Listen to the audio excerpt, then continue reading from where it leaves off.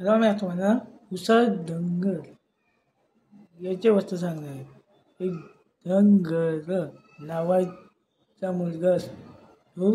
तो मेंढीला गवत चारायला एका टेकडीवर जात असतो. तिथेच एक राजा पेंटिंग करत असतो. एक दिवशी राजा आपल्या पेंटिंगला बघत बघत दरीच्या बागे सरकतो. परत डंगर नावाचा पोरगा बघतो की राजा तर बागे चाललाय. आपण थोडंसं ओढलो तर मग अनक्की पडेल म्हणून तो ओढत नाही. राजाने काढलेलं चित्र तो फाडून टाकतो. राजा बागेजवळच्या ऐवजी समोर येतो आणि धनगर नावाच्या मुलाला म्हणतो, अरे मूर्खा मुला तू हे काय केलंस?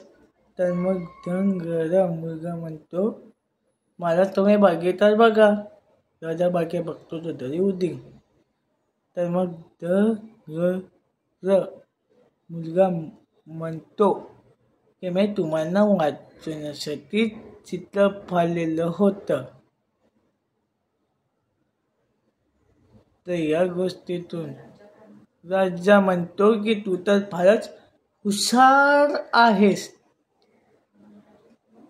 मग राजा त्याला बक्षीस देतो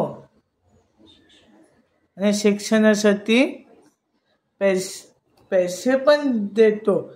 तर या गोष्टीतून आपल्याला काय शिकायला मिळतं की संकट काही बुद्धी कामात येते. अशी होती हुशार धनगर याची गोष्ट.